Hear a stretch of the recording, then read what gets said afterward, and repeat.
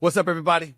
Welcome to the special edition of the Stephen A. Smith Show. I call it a special edition because you know I'm on vacation, right? You ain't really supposed to be seeing me. But I can't stay away from you for so long, especially when I got things I want to talk about, and that is why I'm here today. So let's get started because I got several things, okay? Trump, Epstein, or Barack Obama, the elections over the last three elections. I got Tom Homan, all right? Border Czar coming on to the show. And don't think for 1 second I'm going to forget to get in to what happened in Florida with the police officer punching the black driver in the face. I got a few things to say. Some of my thoughts might surprise you, so stay tuned. But first, we're going to get to the nation's capital, okay?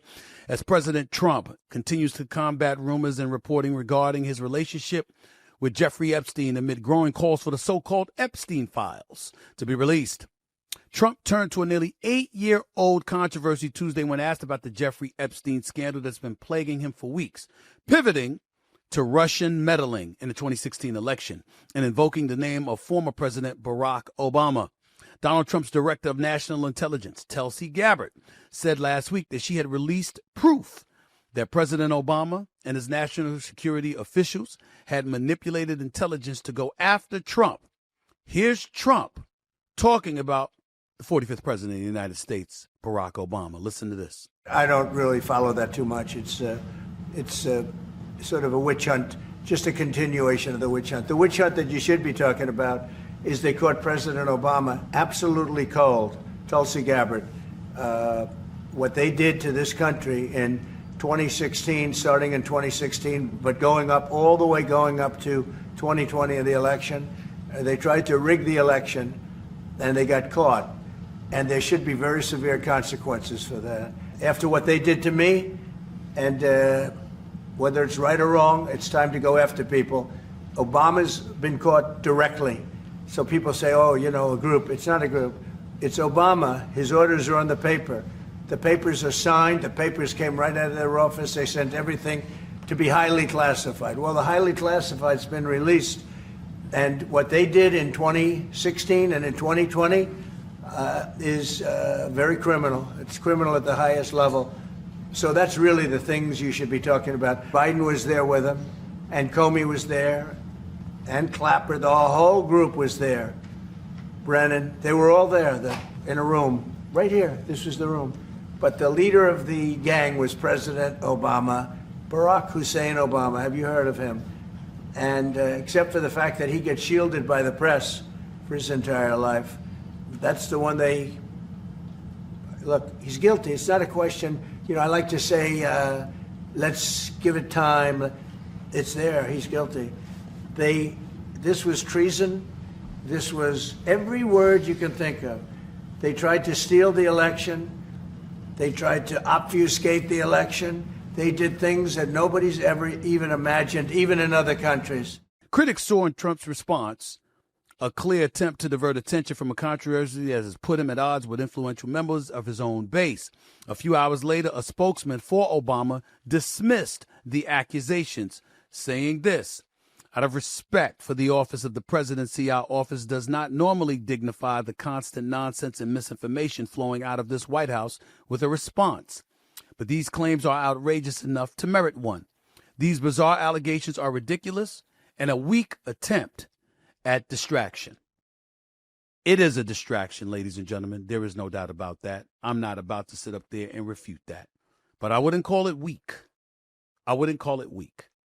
Because what I would say to you is that if you're talking about Trump winning the election in 2016, and you then turn around and show proof that there was a concerted effort by the Obama administration to derail his presidency, that creates problems. Not from the typical scandal stuff. And listen, I remember when the Republicans were trying to disrupt Clinton's presidency by, living on a Monica Lewinsky situation. Okay. And essentially, you had libertarians going all crazy and all of this other stuff. He lied, and he did this in the Oval Office. That's what they were saying. Okay. But it did lead to Clinton losing his law license, ability to practice law for several years, okay? And obviously it was a scandal that really, really stained his presidency to some degree, even though he won back-to-back elections. So we understand that. But you can't ignore scandals like this, because if it involves the CIA, if it involves the FBI, if it involves the weaponization of law enforcement in this country, then we got a problem. We got a problem. Now, do I believe that it's an evasive measure? Absolutely. Do I believe it's distractionary on the part of the Trump administration to get everybody's mind off the Epstein files? You're damn right I do. Of course I do. Of course I do. Okay. But the reality is that that doesn't mean it's false. And if it's not false, and indeed there is a level of veracity attached to the allegations and the assertions articulated by Tulsi Gabbard, Donald Trump himself, and others, then, we've got a problem. Now, just to recap for those of you who didn't really know or understand, remember, Trump wins the election in 2016, all right? Because Democrats and the media, at least in the eyes of the right, attempted to paint Trump as being in cahoots with Russia to steal the election. The story haunted him all through his first term, and many people on the left still believe it's true, despite probes that found no evidence. Okay, so we got to point that out. When Tulsi Gabbard comes on the air the other day, she says she's releasing the stuff that she released now suggests strongly that Obama-era intelligence agencies were weaponized against Trump to build a narrative of Russian collusion, with key figures like John Brennan ignoring top CIA employees who told him it wasn't really true. So understand the magnitude of that. The head of the CIA is told by his subordinates, there's no truth to this. But they keep the story of Russian collusion and Trump going on to sort of give the indication, not sort of, but to give the indication that Trump was in cahoots with Vladimir Putin in Russia. And obviously his entire presidency over the first term was preoccupied with that stuff, okay? Remember, the Russian collusion story was built off of the Steele dossier, all right? Remember that? Former British intel officer Christopher Steele? The Steele dossier, what did they say about it? Which was unverified opposition research paid for by the DNC and the Clinton campaign, if you're listening to the right. These are the kind of things that are going on. So when you look at the magnitude of that and you hear the kind of things that they're saying, of course, Obama doesn't have to worry about going to jail or anything like that. Trump ensured that when the Supreme Court ruled basically that he can operate with relative impunity, that as commander-in-chief, actions that you exercise as commander-in-chief allows you to be immune from prosecution, essentially. I'm paraphrasing here, not getting too specific, but that's the bottom line. So if that applies to him, it certainly applies to Obama. But if you are Trump and there is truth to this, and you have the ability with facts to point out what transpired on behalf of the Democratic Party in pursuit of derailing Trump's presidency during his first term, now, that's a problem. You hear words like treason and all this stuff. I'm not buying that. But the point is that the opposition is always looking to derail an administration. If you're a Republican in the White House, Democrats are going to try to derail you. If you're a liberal in the White House, the conservatives are going to try to derail you. And Mitch McConnell was on the record saying his goal, his mission was to make sure that Barack Obama was a one-term president. We've heard this stuff before. And so when Trump gets into the office, it's not beyond the pale of comprehension that you're going to have people on the left saying they're trying to derail him too. That always happens. But the weaponization of intelligence agencies to pull that off brings on an entirely different problem. And if the Democrats are found to have been guilty of this, really creating this story, that's not good. Because you have a whole bunch of people skeptical about politics to begin with. And you got to remember, Trump is in office because he's considered the anti-politician. His behavior, his mannerisms, his language, his verbiage, his actions to some degree are very apolitical. It's not typically what you see from conventional politicians on Capitol Hill. And then when you think about how they went after him and they engaged in lawfare to take him down, the 34 felony counts and convictions and all of this other stuff, they're going to say, see, he wasn't guilty of any of this stuff. They did everything they could to derail him from being the president because the mission was to keep him from getting back into the White House. It wasn't that he did this or did that. They're going to say it's all a hoax. They're going to bring up the Hunter Biden scandal. with the whole laptop controversy. And they're going to say from 2016 to 2020 to 2024, each and every single time they were lying. And they were engaging in unsavory style behavior that adds credence to the argument that we've been making against them. There's no truth to any of this stuff. They just wanted to derail the presidency of number 45. And they wanted to big up Biden.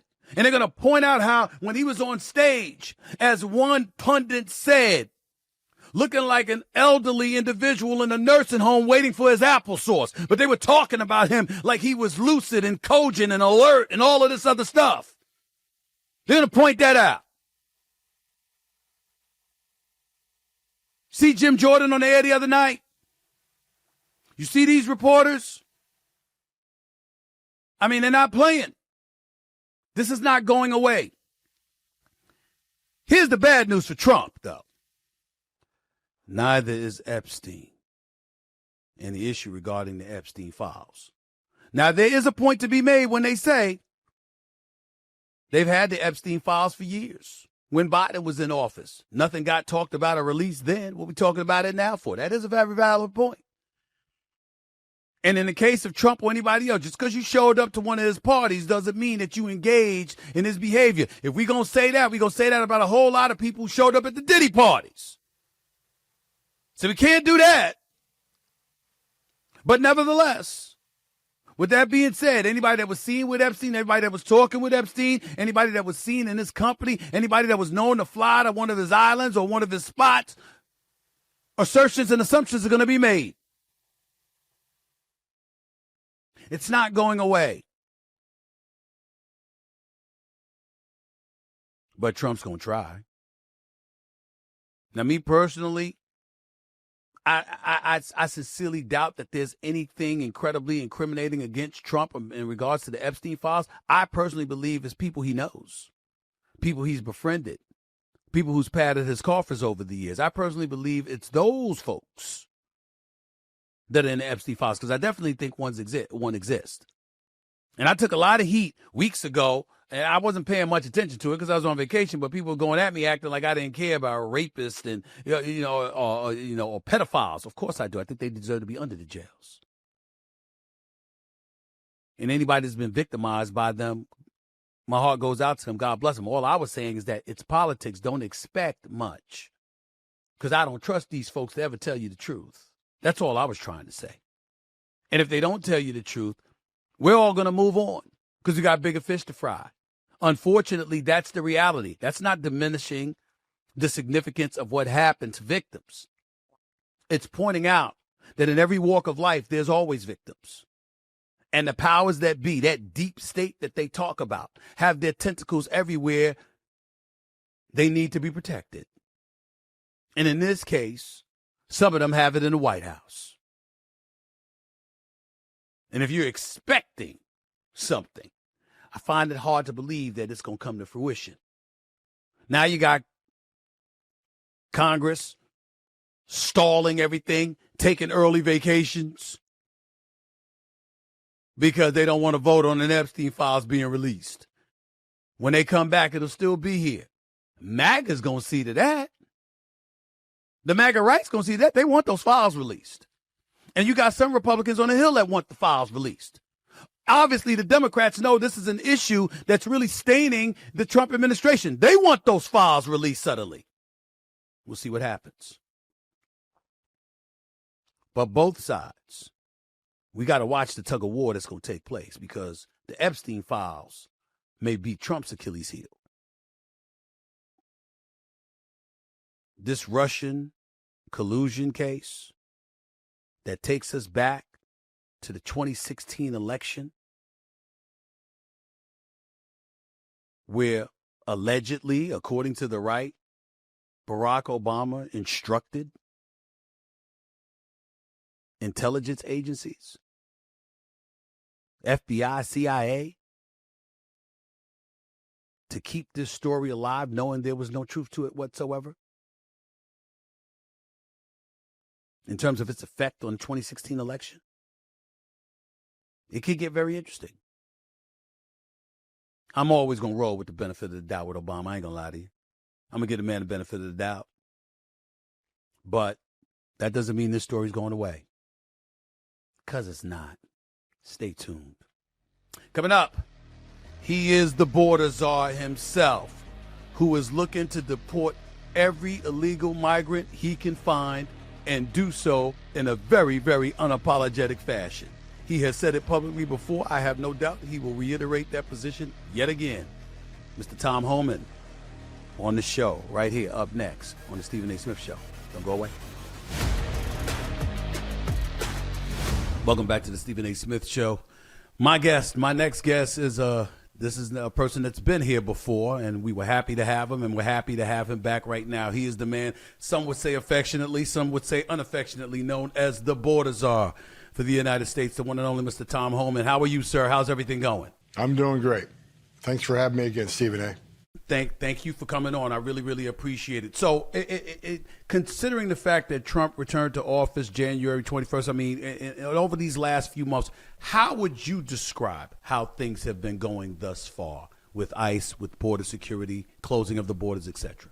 Operationally, it's been going fantastic, better than I ever thought it'd go. I mean, I worked for Trump 45. We had the most secure border ever in history of this country then. And we came back a second time after 4 years of an open border. I knew we had a lot of work to do. I knew we could secure it again because we know how to do it. I did not know how quick it could happen. The men and women of the Border Patrol had that border locked down in like 7 weeks, which was, even I didn't think it happened that fast. And 7 weeks. I mean, President Trump did in 7 weeks what the Biden administration either couldn't or wouldn't do in 4 years. So that was fantastic. As of today, Stephen, we got the most secure border in the history of the nation, even better than Trump 45. I mean, illegal immigration down 96%. The number of people crossing the border are below 100, and we had up to 15,000 under the last administration some days. So it's terrific. And when you have that secure border, you got 96% less people are coming. That means 100% of Border Patrol are on the line doing their job. They're not making sandwiches, taking care of humanitarian crisis, which means they're stopping more fentanyl coming in. Sex trafficking women and children have drastically reduced. Illegal immigration is drastically reduced. No inspected people on the terrorist watch list is non-existent. So the country's safer because of it, and our national security is stronger because of it. Interior enforcement operations, we're doing really well. I'm not satisfied. I think we can be doing more. And now we have the big, beautiful bill. We'll have the resources to do more. Because I think I mentioned on your last show, Stephen, there's 600,000, by last estimate, 600,000 illegal aliens in this country with criminal convictions walking the streets. So we got to find those folks, which requires more resources. So we're doing great interior. We just need to do more of it. You say that there's more that you could be doing, and I heard what you just said, but considering the numbers that you threw out there, obviously one would surmise that you've been very, very effective in terms of what your agenda is. What right now are your biggest obstacles or your present issues that you would like America to know about? Sanctuary cities is a bump in the road. It slows us down. We're still going to do the job. It's less efficient. And let me explain what I mean by sanctuary jurisdictions. Sanctuary jurisdictions do not let police officers work with ICE on anything related to an illegal alien. But more importantly, sanctuary jurisdictions don't allow us access to the jails and the prisons, right? And I've said from day one, President Trump wants to prioritize public safety threats and national security threats. Well, where's the easiest place to find public safety threats? Those locked in a jail cell that a local jurisdiction put in a jail cell because obviously they're a public safety threat at flight risk. That's why we're sitting in the jail. If we could do that across the country, it's safer for the officer, it's safer for the alien, and it's safer for the public. Releasing a public safety threat back in the public, it's just ridiculous, right? Especially when you can turn them over to ICE and let us handle them when you're done with them. And so that's a big obstacle because in my day, we didn't have this back when I was an agent a long time ago. One agent can arrest one bad guy in a jail. After they're done with him, we can either take custody of him in the safety and security of a jail. Now they release him back into the public because we're not allowed in that jail. Now we got to send a whole team to go find a public safety threat, number one, doesn't want to be found. Number two, we got to find him on his turf who has access to who knows what weapons. It's less efficient. It's more dangerous for everybody. More dangerous for the alien, because anything can happen during a street arrest. It's more dangerous for the agent, and it's much more dangerous for the public. So sanctuary cities have slowed us down, but that's why President Trump 3 weeks ago instructed us to prioritize sanctuary cities, send additional resources to sanctuary cities so we can arrest more of those public safety threats walking the community.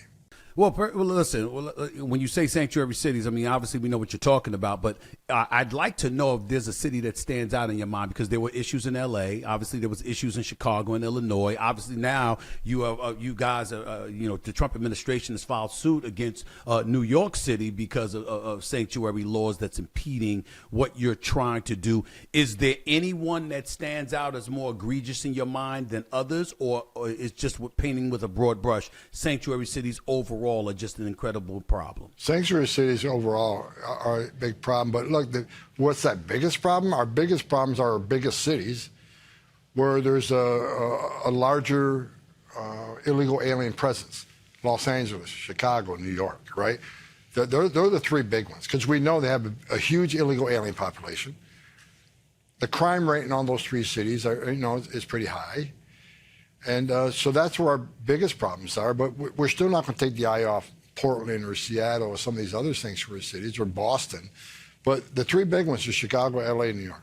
In the past, I remember Gavin Newsom and you going at it, and Gavin Newsom daring you guys to arrest him. Basically accusing ICE, accusing yourself and others of fragmenting families, pulling people apart, taking kids from their parents, et cetera, et cetera. He said these things. Even Donald Trump came out and said, you know what, I'd probably take him up on his offer and arrest him. I'd like to know why didn't you do that at that particular moment in time when 4,000 National Guardsmen were sent to the city of Los Angeles because of something people were saying was happening in a 2-block radius. I'd like to know why you didn't take Donald Trump up on that offer, or Gavin Newsom up on his offer, and arrest the governor of California at that particular moment in time. Is that just, I mean, normally when we've seen you, you said you wouldn't hesitate to arrest an elected official. He was daring you to do it. How come that didn't happen? Well, first of all, I'm not a prosecutor. That's up to the Department of Justice, that they need to open a criminal case and prosecute. But I was really taken out of context, because I did an interview in L.A., and that's when I warned. I said, look, you cannot support ICE. Shame on you, but you have the right to do that. You have the right to protest ICE. You got your First Amendment rights. Protest all you want. But what you can't do is cross that line. If you knowingly impede an ICE officer, that is a felony. If you knowingly harbor and conceal an illegal alien, that's a felony. If you put hands on an ICE officer, that's a felony. I said, so when you cross that line, we're going to prosecute. And Pam Bondi, the Department of Justice said, and then President, zero tolerance. We're not going to tolerate it. So the reporter asked me, well, would you arrest Gavin Newsom if he crossed that line? I said, certainly would. I'd arrest anybody. Because what we've heard for the last 4 years, no one's above the law. We either is the governor. If he crossed that line knowing he violates the law, I will seek prosecution through DOJ. Now, did he cross that line? He hasn't actively put hands on an officer. He hasn't actively knowingly harboring concealing illegal alien that I know of. But that's DOJ's job. So if DOJ decides he crossed that line, they'll prosecute him. Now, we got a member of Congress that crossed that line. We got a couple of judges that crossed that line. So again, we're going to hold people accountable. You would think Gavin Newsom, as the governor of New York, the governor of California, would understand this. His number one responsibility is protection of his communities, protection of his citizens in the state of California. He knows we're arresting public safety threats. He knows we're arresting national security threats. Why wouldn't he not work with us to make his streets safer? I'm not asking him to be an immigration officer. I would never ask him to be an immigration officer. I'm asking him to be a law and order governor that lets his cops work with our cops to remove public safety threats. Not help us find illegal aliens that are here in the country illegally. Help us find the illegal aliens that are a public safety threat. That should be a nonpartisan issue, I would think. So that's where that all came from. But where it becomes a bit more complicated, sir, if I may say, is that, for example, the Trump administration sues Eric Adams in New York City over sanctuary city laws. I remember back in February, you warned Adams on national television that if he failed to deliver, you would be in his office up his butt, if I remember correctly. That was the quote. And now here we are, the Trump administration is filing suit against the city of New York. Mayor Eric Adams has been on the record saying he has nothing to do with the laws. He didn't make the laws. He's just following them. You say the same thing. You're following the rules. So you're following the law. Who's right? Who's wrong here? Because if you're in a sanctuary city and those are the laws on the book that have been put in place by city council and other elected officials and what have you, and that's the law on the book, then who's in violation? Is it you? Is it them? Who is it? A lot of us don't understand. The issue in New York, the two people I put most blame on are the governor of New York, Governor Hochul, because she has pushed the bail reform laws where NYPD arrests an illegal alien criminal. For instance, these two people who shot the off-duty CBP officer, release them straight from the precinct without calling ICE because of bail reform. And also, the sanctuary policies in New York City were created under Mayor de Blasio years ago. In the city, yes, 2014. And the city council pushed that sanctuary city policy. What I'll say about Mayor Adams had an agreement with me, us, the government, to allow our agents back into Rikers Island, so we can arrest public safety threats back in Rikers Island. That was the right thing to do. However, the city council quickly got upset and filed a lawsuit, which now is all that's on hold. Right? Mm-hmm. So that's where I put the blame on. I put the blame on the city council that refuses to allow Mayor Adams to let us in Rikers Island. That taxes, that constantly thwarts ICE from working with NYPD. But the city council, I think, is the major problem there. I don't blame you for saying that. I mean, I hear you, and I definitely hear you on de Blasio because in 2014, I mean, we know he's the father of all of that in terms of sanctuary cities. Even though it's been there since the late 80s, the reality is that what he did in 2014, you're making a valid point there. It's just that Kristi Noem for Homeland Security came out and called out Eric Adams specifically. She mentioned his name and his administration, and she was blaming him. So there's a difference between you two there, but that's fair enough. Having said all of that, as we sit here today with the issue of migrants in this country, one of the things that people have lamented is the fact that you're supposed to be in pursuit of criminals. However, we're seeing folks that, according to the elected officials, Karen Bass, the mayor of Los Angeles, and others, you have an abundance of citizens in the city that are employed, that pay their taxes, that are law-abiding citizens, are not bothering anybody, yet they're the ones being detained per se. What do you say to that? How prevalent is that of an issue in your mind, or is it much ado about nothing from the mouths of those elected officials? Well, first of all, they're not law-abiding citizens. They're illegal aliens who enter this country illegally, which is a crime, first of all. So let's talk about the facts. So the facts which much of the media isn't covering. I talked to the press yesterday in front of the White House, and this came up because I said I'm sick and tired of reading the stories that ICE is arresting. They're not arresting mostly criminals, they're arresting mostly non-criminals, and that we're detaining, our detention is mostly non-criminals. I read one story that says, how dare ICE? The facts are that less than 1% of the illegal aliens are deported from this country were convicted of murder. I mean, are you kidding me? So an illegal alien has to commit a murder before it's a meaningful deportation? That's just ridiculous. There's nothing in immigration law that says you got to commit yet another crime beyond illegal entry to be deported. That's not what the law says at all. But here are the facts. I looked at the numbers yesterday. A majority of those in our detention facilities are criminals. But now the left is saying they're not criminal enough. He only has 2 DUIs. He's not a murderer. He's not a rapist. No. 10,000 people a year die from DUIs. That's a public safety issue. If you're in the country illegally and you drive on our streets on a DUI, you need to be locked up. You need to be deported. That is the way it should be. So now the media is saying they're not criminal enough. But here's the facts. The majority of those in detention are criminal, have a criminal history. Who are the rest of the people in our detention? Because they say they're non-criminals. So let's talk about who they are. Number one, they're expedited removal cases. By law, by federal statute, they're required to be detained. We don't have a choice. Mandatory detention, that's the way it's spelled out in law. So they're in our detention.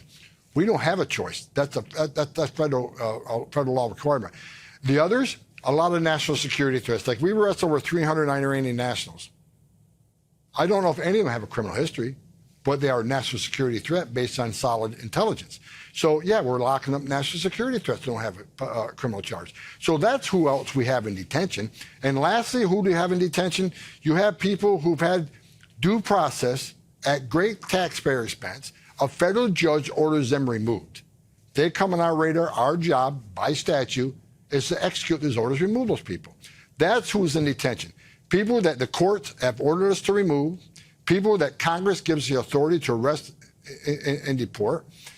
But you're talking about criminals, national security threats, mandatory detention by federal law. That's who's on detention. It's not discretion. Let's go arrest an illegal animal that has no issue and just lock them up. We still prioritize the worst first, and the other ones that are mandatory by statute. Now look at who are we arresting. So I looked at the numbers yesterday. The last report I saw, about 130,000 total interior enforcement arrests by ICE. 90,000 of those were criminals. Do the math, that's 70%, 69.25. 70% of those we arrested have a criminal history. And again, who are the rest of them? Final order cases who had due process and became a fugitive, ignored the court order. If you and I ignore the court order, we'd be in jail. And national security threats. We've arrested a lot of national security threats, especially after the Iran conflict. So that's who we're arresting.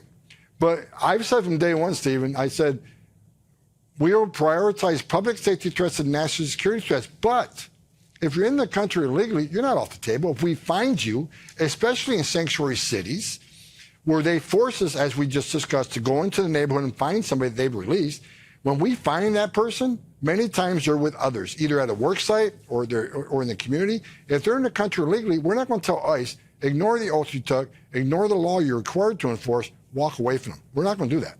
But respectfully, sir, that's you. And that's why I don't think you hear your name when people are denigrating what's transpiring in this nation in terms of deportation issues and what have you, because your message has been consistent. However, when you look at folks on the campaign, whether it was the left or the right, you heard folks on the right as Trump was pursuing regaining the presidency, where they were talking about how the criminals have got to go. We're going to target them and we're going to go after them. So when you say that, I get where you're coming from. The difference is that the impression was given, everything was in an effort to get the worst of the worst out of the country.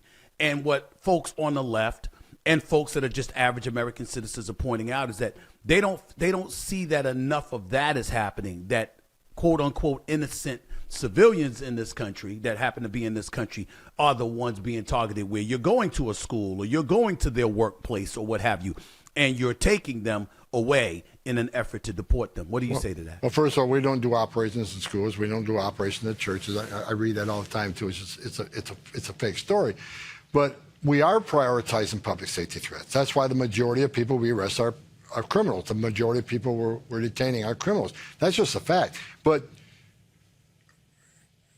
just because we're prioritizing public safety threats doesn't mean everybody else gets a pass. Because if the message we want to send, Stephen, to the whole world, you can enter the country illegally, it's a crime, don't worry about it. You can show up in court or not show up in court and get a final order of deportation from a federal judge, don't worry about it. As long as you don't commit another crime, you're home free. That's not the message we got to send to the whole world, because if you do that, you're never going to fix the issue. People are going to realize I can get to the United States, I can cheat the system and make a false asylum claim. I'll later be ordered removed, but I never got to leave because I didn't commit another crime beyond illegal entry. There are millions of people standing in line today trying to be part of this country, the greatest country in the world, in my opinion, and they're taking their tests, they're paying their fees, they're doing their background investigation to be part of the greatest country on earth. They're sitting in the back seat while millions of people came to our border and cheated the system. When I say cheat the system because of this, what people don't talk about, they say, well, these are all asylum seekers. Okay, you can call them asylum seekers because they're seeking asylum. But if you look at the numbers, over the last decade on immigration court, 9 out of 10 asylum seekers at our border end up with an order removal, because they're not really asylum seekers. They're not escaping fear and persecution from their home government because of race, religion, and political affiliation.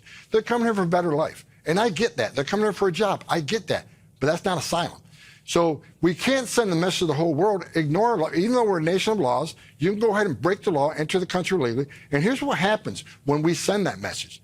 You overwhelm the Border Patrol like what happened during the Biden administration. 70% of agents are no longer on patrol because they're taking care of this humanitarian crisis that was created by open borders and not enforcing the law. And when you overwhelm the Border Patrol, that's when the fentanyl came across to kill 250,000 Americans. That's when sex trafficking was at an historic high. That's when a record number of terrorists crossed that border. Under Trump 45, we had a total of 14. Under Biden, over 400. So when you don't enforce the law and you don't show consequences, people feel welcome to come across. It overwhelms the Border Patrol, where they're dealing with now they're dealing with this humanitarian crisis, but their national security job is fractured because they created gaps in the system, because there are areas of the border where there's not a single green uniform because they're busy changing diapers, making baby formula, and making hospital runs, whatever is required. It's important we send a message to the whole world. There's a right way and wrong way to come to this country. And if we don't enforce immigration law beyond the criminal, that's not the message. We can't send that message. That's the message the Biden administration sent. The Biden administration said, cross the border illegally, you won't be removed. You'll be held for 24 hours. We'll give you a free plane ticket to the city of your choice. We'll put you in a free hotel room. We'll give you 3 meals a day. We'll give you free health care. And in 120 days, we won't give you work authorization, which is really the reason that we came here. That's why you saw the crisis you saw. We have to show the world we're the most welcoming nation on the planet. We welcome more refugees in this country than any nation in the world. Well, there's a right way and wrong way to do it. We cannot support illegal activity. We just can't do it. It sends a bad message to the whole world. I don't think anybody can refute that there's a right and a wrong way to do it. But I recently recall reading a story about a Little League baseball coach in New York City took action against ICE agents, who approached his players during practice, asking where they were from and where their parents were from. So when you hear about stories like that, and then you take into account how you say you got to come in the right way, you got to get in line, one could easily argue that the Trump administration is going about the business of at least giving the impression that there is no line because nobody's getting in because we're too busy trying to get a whole bunch of people out.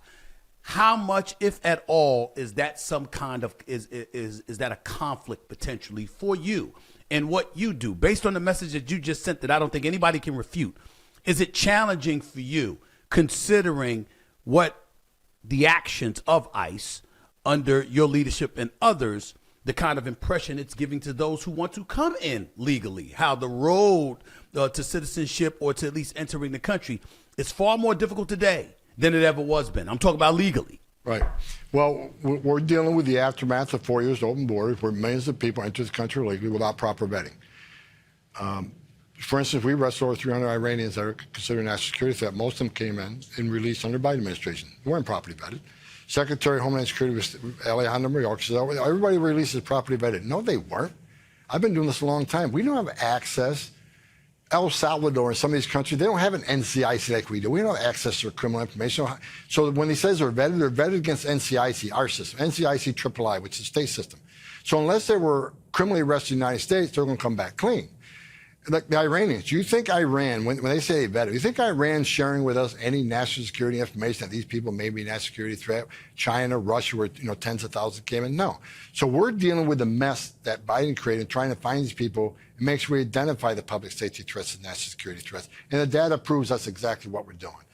But as far as these, I never heard about that one case about Little League. I'll certainly look into it. When I hear of something, whether I read it in the media, I hear something that I think's over the line, I make a phone call and find out, give me the facts on this. Many times the facts are far different from what the media is reporting. But I want people to understand, and because of the false media out there, and there's a lot of it. I read it every day, right? True. But because of the false media saying that ICE isn't arresting criminals or arresting Little League baseball players, or they're raiding schools or churches, which we don't.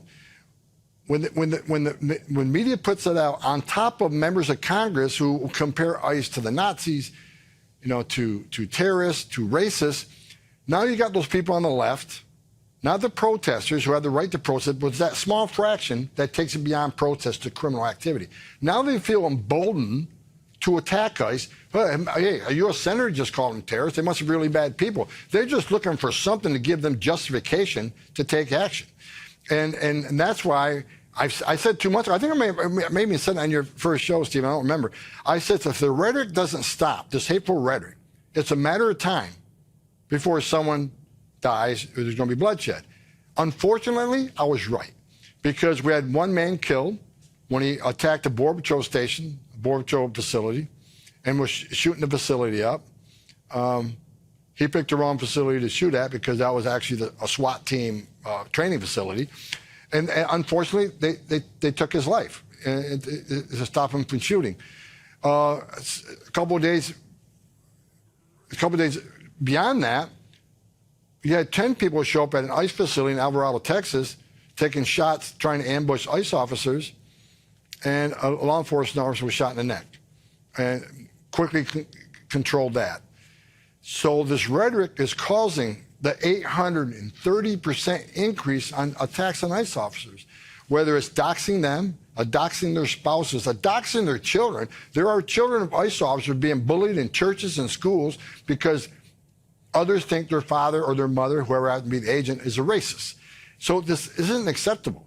So yesterday, when I talked to me, I said, we got to stop this hateful rhetoric. And for members of Congress to compare ICE to the Nazis, you're kidding me? ICE is enforcing the law that Congress enacted.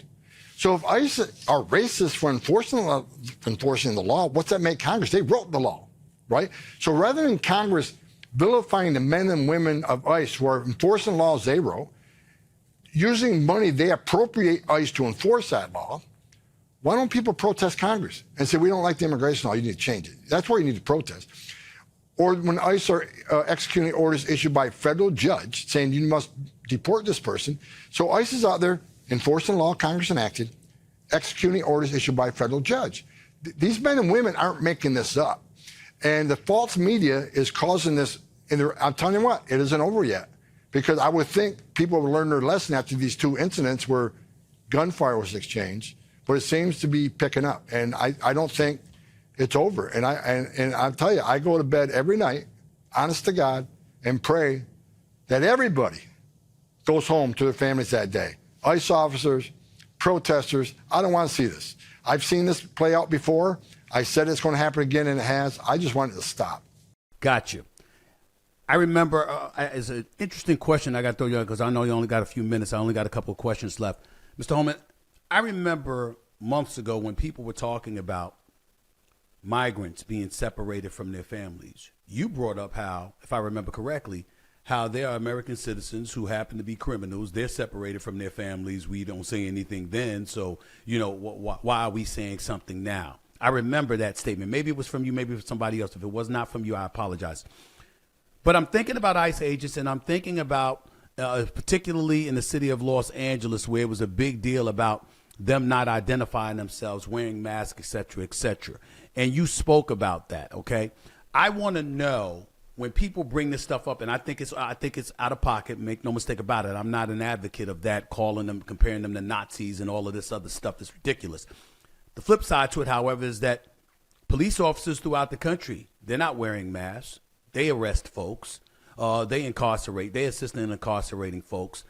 Their identities are not concealed.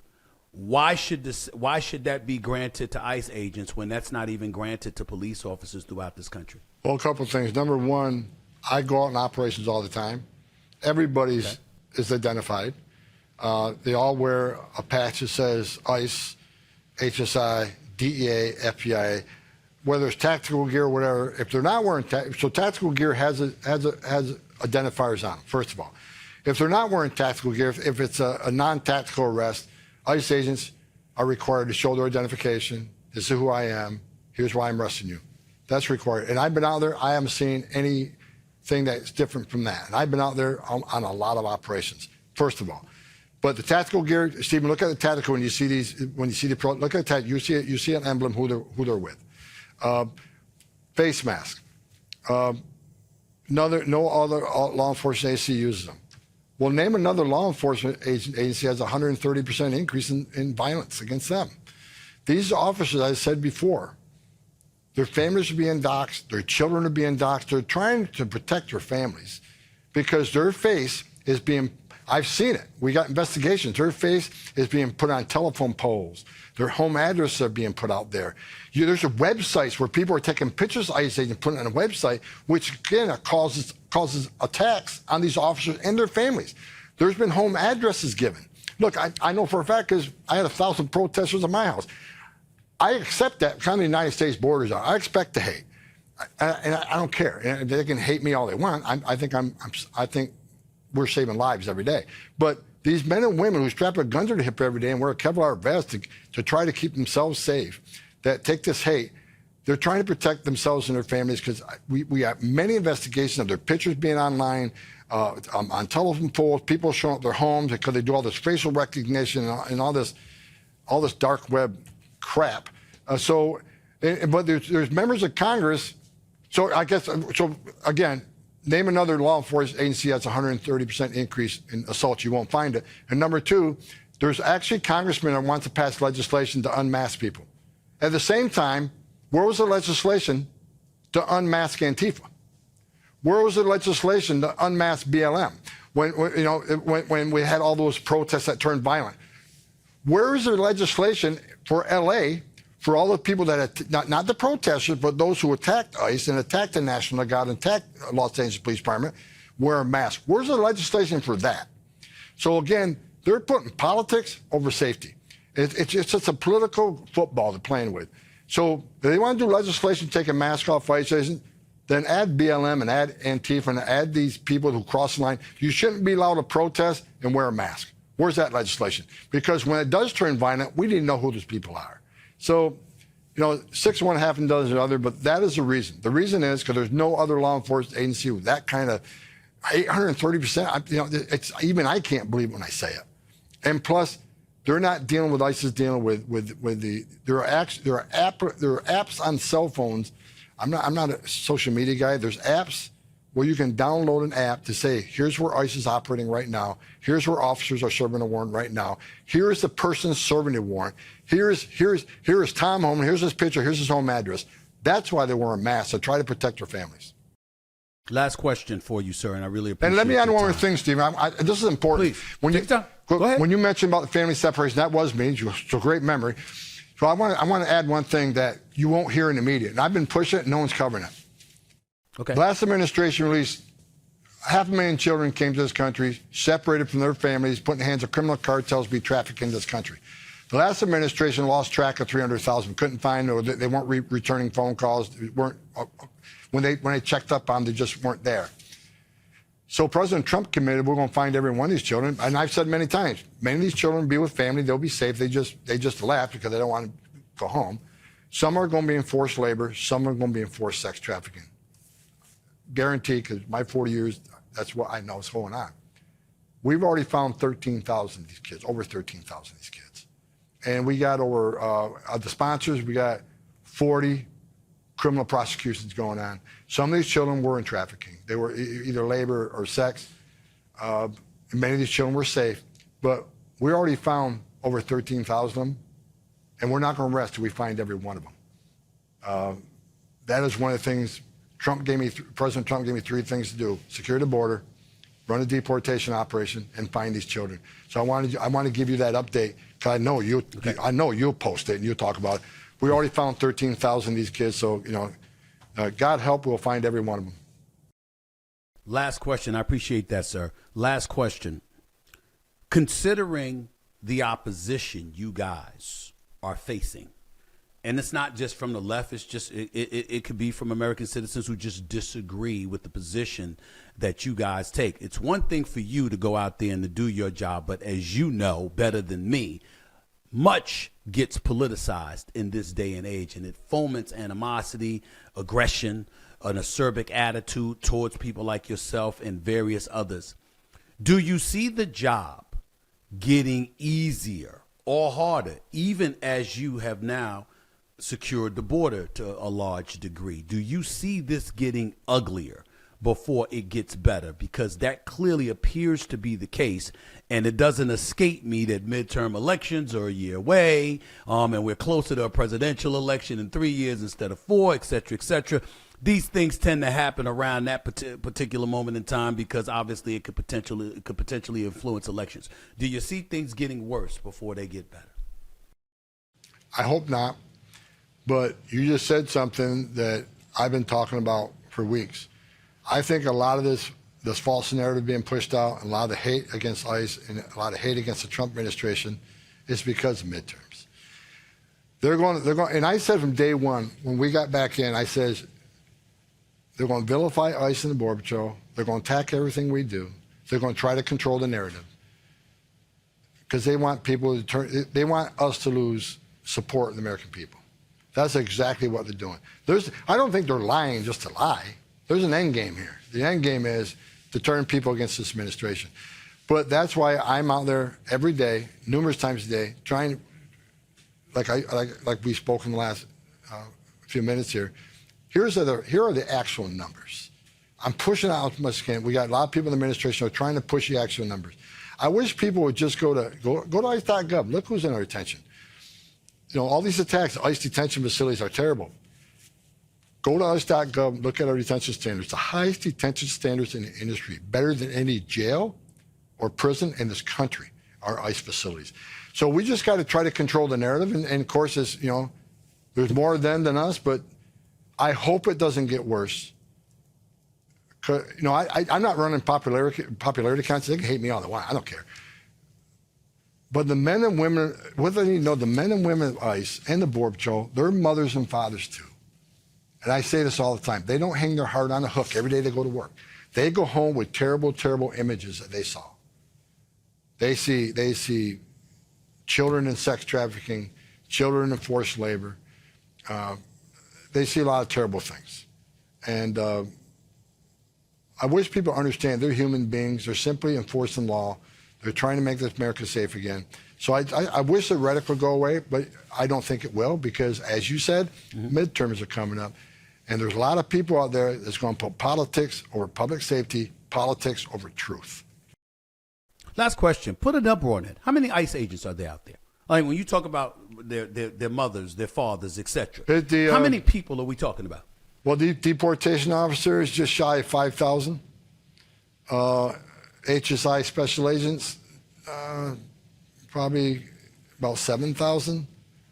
There's about 13,000 armed law enforcement officers in ICE, either from Homeland Security investigation, enforcement removal operations. Those whose main job is enforcement immigration law, less than 5,000, dealing with over 20 million illegal aliens in this country. They've been using that number. Oh, there's 12 million illegal aliens. We've been using that number for 20 years. I was using it back when I was why is the number so low? Why is the number so low? Is it because they don't want the job, or is it because they're not qualified to get it?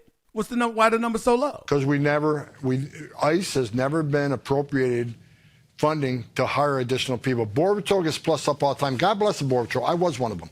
They plus up the Border Patrol. Everybody Border Patrol arrested, where do they go? They come to ICE for transportation, detention, removal.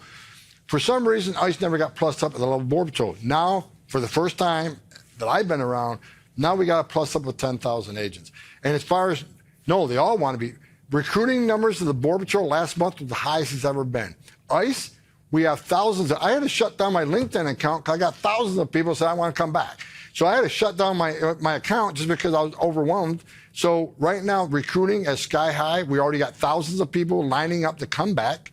We got thousands of people applying for a job. So now that ICE is allowed to do their job, which they weren't, the last 4 years, recruiting was non-existent. People were quitting and retiring because they weren't allowed to do the job they took an oath to do. Now that they see us doing this job, recruiting is not an issue. We got thousands of people standing in line. Now we got the big, beautiful bill. We'll be hiring thousands of people and hopefully be more efficient and quicker on removing public safety threats because we have more boots on the ground. I promise you, this is, I know I lied because it was my last question, but you brought up the detention facility. I'm thinking about Alligator Alcatraz, the detention facility in Florida, Everglades. You know, it's been accused of only detainees, allowing detainees one meal a day, not being allowed daily showers, being kept in mosquito-filled cage-like units around the clock, along with physical assault and excessive use of force by guards and a lack of medical care. I wanted to throw that out as the very, very last question to give you an opportunity to respond anything that you want to say in defense of those allegations that have been leveled against you guys. I think it's all false narrative. I haven't been an alligator, Addy, but I'm making a trip down there so I can see for myself. All right. Mr. Tom Homan, the border czar himself, right here on the Stephen A. Smith Show. Always appreciate your time, sir. I know you're a very busy man. I appreciate you making time for the show, as you always have. Thank you so much. Hope to have you on in the future, because I know more stuff is going to be happening. Oh, yeah. Thank you, sir. I appreciate you.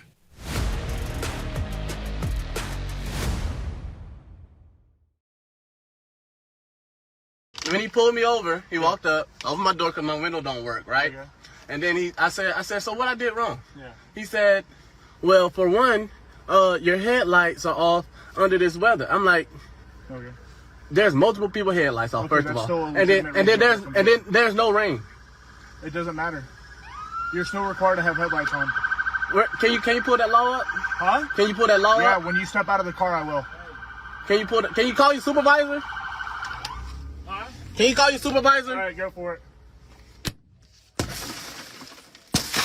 Exit the vehicle now. Exit the vehicle. Show me your hands. Here.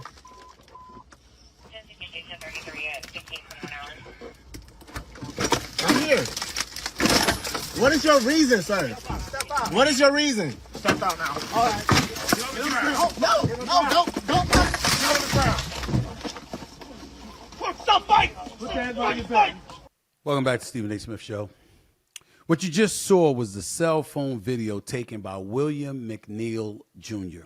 during a traffic stop on February 19th in Jacksonville, Florida. After being pulled over for allegedly driving without his headlights on in bad weather, you see an officer smashes the driver's side window, orders McNeil to exit the car and hits him in the face. Another officer pulls him from the vehicle and throws him to the ground as other deputies surround him, like I said, as you just saw. The video immediately went viral after McNeil posted it early this week. McNeil was arrested and charged with resisting arrest, marijuana possession, driving with a suspended license, not wearing a seatbelt, and not having headlights in bad weather, court records cited by ABC News showed. He was sentenced to and served 2 days in jail. In a police report, one of the arresting officers, D. Bowers, said McNeil was reaching toward an area where there was a knife. McNeil's attorneys, lawyers Benjamin Crump and Harry Daniels, said their client was never combative. Here is what Jacksonville Sheriff T.K. Waters had to say about the incident and the investigation. First of all, let me stop you. Not a sucker punch. I'm not excusing that administratively. I'm going to say that to you one more time. I'm not excusing that administratively. There are things that we definitely need to look at. But the context of this video should tell you everything you need to know. Well, I take it. It looks like it's a sucker punch because he's looking straight and you see this. Right. Okay, and then you see them pull him out and you see a couple of punches to the face. Now, again, I understand breaking the window, but he charged him with resisting arrest without violence. So I saw a lot of violence. I think the public saw a lot of violence against somebody that was not violent. Well, first of all, Eric, don't try to talk the public into what they saw. They just saw the same video as you saw. So what we're doing, what I'm saying is that it is what it is. This is the information that I want to share with the public in context without a short clip. It's very important to do that. Thus far, no officers are facing criminal charges, as the Florida State Attorney's Office has concluded the officers did not violate any criminal laws. Bowers has been stripped of his law enforcement authority pending the outcome of an administrative review, according to Waters. The Jacksonville Sheriff's Office released body camera footage of the incident, which showed the initial minutes of the traffic stop that the cell phone footage didn't capture. Take a look at this. Yes, sir.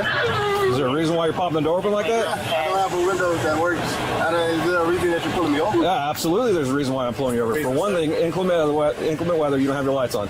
Two things, you're not wearing your seatbelt. It's daylight. I don't need the lights. And it's not weather. It's not raining. Oh, this is inclement? It's not raining. Okay, I'm not arguing with you. I'm telling you why I'm pulling you over. Give me your driver's license, registration, proof of insurance. No, call your supervisor. Why? Excuse me? Call your supervisor. Why did you pull me over? 77, 35. I'm a driver. I've already told you. Why did you pull me over? Step out of the vehicle. No. Step out of the Pull me vehicle. over. I'm about to break the window. All right, go for it. Exit the vehicle now! Exit the vehicle! Show me your hands. Here. 1033 at 1621 hours. What is your reason, sir? Step out. What is your reason? Step out now. No, don't fucking. Get on the ground. Put your hands behind your back! I'm resisting. Hands behind your back! You see this look on my face? I'm pissed off. This officer, D. Bowers, has been stripped of his law enforcement authority pending the outcome of an administrative review. Me personally, if he was cited for assault, if he was suspended without pay, I have no problem with that.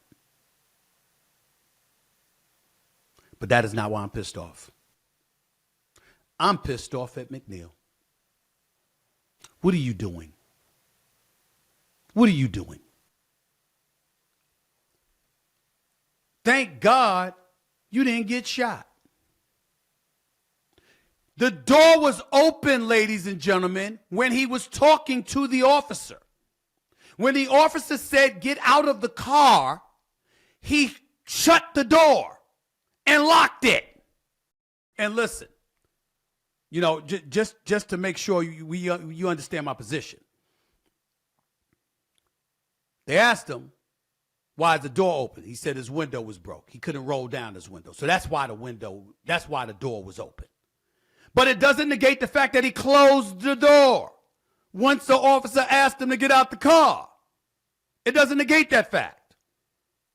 Prior to him shutting the door and locking it, he was talking to the officer. You see the footage right there with his left hand.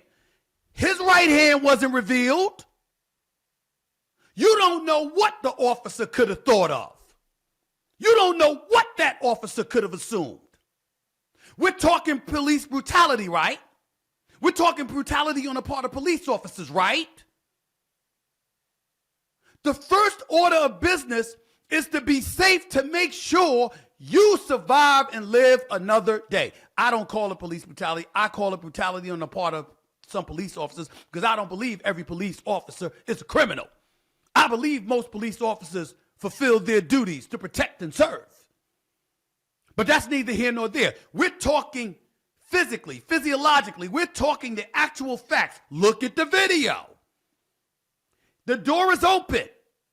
One arm is exposed, not both. The windows aren't rolled down. You don't know what kind of a threat he is if you are a police officer. You could have assumed anything. This kid right here, William McNeil Jr., do you realize you could have been dead? Do you realize you could have gotten shot? Do you realize that you could have been Tyree Nichols, who got beaten to death by those Memphis police officers? I ain't forget that. And how egregious and heinous they were. These officers didn't do that. And oh, by the way, before we get to the black issue, before we really touch on that, Officer T.K. Waters, Sheriff T.K. Waters, that was a black man up there. That was a black man up there. Don't suddenly go to route of blue because we want to forget that he's black too. We're not excusing Bowers. No excuse to punch him in the face. No excuse whatsoever. Zero. And he should be reprimanded for that. He'll be lucky if he keeps his job. Or he's taken off the streets and confined to desk duty for the rest of his career. We don't know. Nobody's excusing that. Tell me something else they did wrong. Take away the punch and tell me what they did wrong. You get pulled over. The officer is talking to him. when he's looking through the passenger side window. He tells the officer, show me the law. Who do you think you are? They're law enforcement, not law educators. Their job is to enforce the law, not to educate you about the law. You get pulled over, you roll your windows down, you put your hand on the steering wheel. That's what you do. You don't sit up there and say to the officer, show me the law. You don't turn around after opening the door and the officer tells you to get out the car to shut and lock the door, forcing them to break the window, ask you to get out. Again, officers should be reprimanded that punched him in the face. Not once, but twice. Punched him in the face in the car and then punched him in the face again after he got him out the car. No excuse for that. That's excessive. No doubt about it. And that officer needs to be dealt with. There was nothing else that was the officer's fault. And that's hard for me to say. Number one, because I'm a black man and I'm usually leaning towards that. Number two, Benjamin Crump is his attorney of record. That's my brother right there. I love that man. But this driving while black assertion, you lose all of that when you acting like that. Because you see, I'm thinking about my nephews. I'm thinking about family. I'm thinking about my boys. I'm thinking about black people. How many people are going to get away with just that if you act like that? The officer is talking to you. And then you insist on him showing you the law. This brother goes to Livingston, HBC. I'm rooting for you. I'm trying to find where you're right. The officer spoke to you. You said, show me the law. The officer comes around, another officer's talking to you. You have your door open. Your door is already open. And you're talking to him. But you're concealing your right arm because you're sitting in a driver's seat. The officer don't know what you got in your arm. The officer don't know that. And then you shut the door with the windows rolled up and you lock the door? No. We can't condone that, ladies and gentlemen. I'll go anywhere, any place, anytime and say, we can't do that. You don't get to do that. If the officer asks you to step out the car, you have a right to ask, what did you do wrong?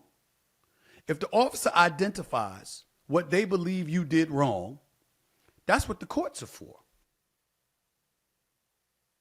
And I hate that, and I hate to have to say that because everybody don't have money to be going to court. And they don't have the time to be going to court and dealing with that bureaucracy where officers are usually favored, by the way. No, we don't have time. I got it. But that's the predicament he put himself in. What was the charges that were ultimately filed against him? Charged with resisting arrest, marijuana possession, driving with a suspended license. Years ago, I'm covering the Philadelphia 76ers game for the Philadelphia Inquirer as a beat writer. I'm in Michigan, driving from the Palace at Auburn Hills to the Romuald Marriott near the airport. I've got 3 journalists in the car with me. I'm driving. I get pulled over. 8 cops surrounded the car. They pulled me over. Said, what did I do? They came up, you're driving, you were speeding. I didn't think I was, but okay. They took my license and the rent-a-car registration, turned around, came back to the car, told me to get out the car. 8 officers surrounded the car. I didn't think that was necessary. But I got my ass out that car. And they ultimately put me in handcuffs and sent me and took me to the jail in Troy, Michigan. I was driving with a suspended license and didn't know because I had a speeding ticket. I paid the speeding ticket, but since it got there late, license was still deemed suspended because I had a $15 late charge that I hadn't paid. I thought it was much ado about nothing.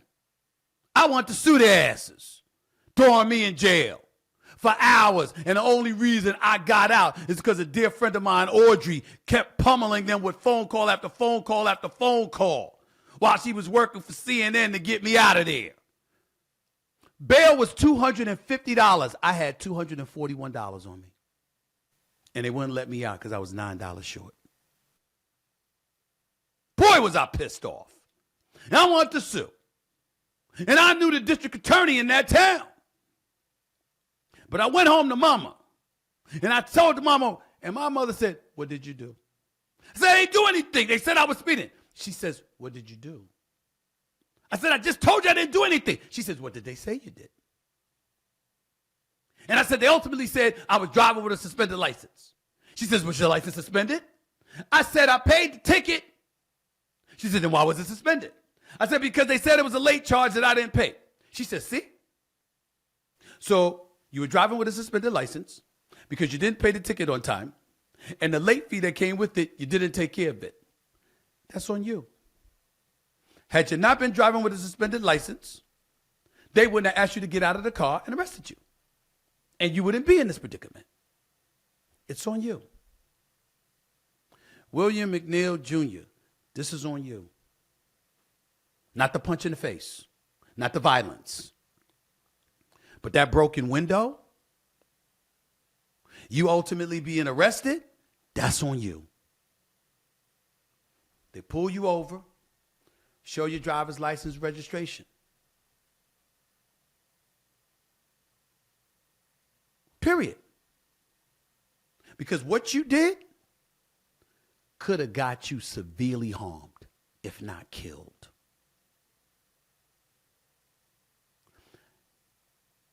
With all due respect, I got this line from Spock in the Star Trek movies. The lives of the many outweigh the lives of the few. I wish you nothing but the best, brother. Hope you in school, great grades, getting your education, and whatever it is you're going to do with your life, you do it well. Not rooting against you, nothing like that. But I got an obligation, having these airwaves available to me, to look out for the lives of the many, not just yours. And most folks, unfortunately, discriminately, black folks who acted the way that you acted when pulled over by a police officer would find themselves far more harmed than you did. I don't recall any time in my lifetime where I can see a black man talking to a police officer is actually talking to him, and he says to the police officer, show me the law. And then they ask him to get out of the vehicle, and he shuts his door closed, the driver's side door that he had open, shuts it, locks the door, prevents the police officer from getting in, where they got to crash the window in order to unlock the door and get him out. I have not seen that. It reminded me of Tyreek Hill of the Miami Dolphins last year or a little while ago when he was sitting up there looking at the police officer. Hold on, dog, hold on. What do you mean, hold on? They snatched his ass out of the car and said, you don't tell us to hold, we tell you to hold on. Law enforcement. They're not law professors. They're not a district attorney or a defense lawyer. They are law enforcement. It is literally their job to enforce the law. And if they say you broke the law and they're asking you to exit the vehicle, and by the way, they didn't originally ask you to exit the vehicle. They were actually having a conversation with you. They didn't just pull up, not tell you what they pulled you over for, and demanded you got out the car. They was talking to you first. You asked, what were you being pulled over for? They told you. And you still refuted. I can't sit here and condone that, ladies and gentlemen. That's going to get black folks killed. The lives of the many outweigh the lives of the few.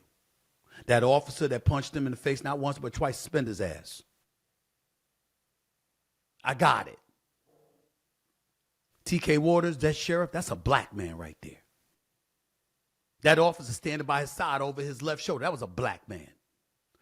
At least one of the officers that were outside the car that watched the other officers detain him, that was a black man. Now, I know that the officers in Memphis, with their trifling, disgusting criminal selves, the murderers that they are, I understand they were black too. So this ain't about black is right if you're a police officer or anything like that. I understand it. But you can't do what William McNeil Jr. did. You can't do that. You do something like that, it's going to get you killed. I'm not saying this to condemn him. I'm happy he's alive. And I hope this all goes away. I'm saying you can't do what he did and expect to end up on the right side of things. At the very least, for most of us, it'll get us hurt real bad. Possibly killed. I'm happy he's alive. I'm happy the lawyer didn't assume, oh man, I might see I think I saw a weapon. I couldn't see he was concealing his right arm. I don't know what he was going to do. I'm thankful that didn't happen. I'm thankful.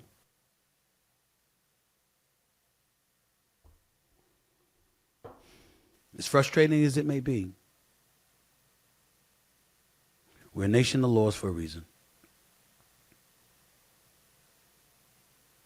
You can't openly defy police officers like that and expect things to go your way. You just can't. That's it for this edition of the Stephen A. Smith Show. I'm going to get on out of here. I'll be back in the next few days. Hope y'all enjoy a wonderful, prosperous weekend. God bless you all, and God bless William McNeil Jr. I am happy he is alive and healthy and free to continue to live his life. It could have ended differently, y'all. It could have ended differently. Until next time, peace and love.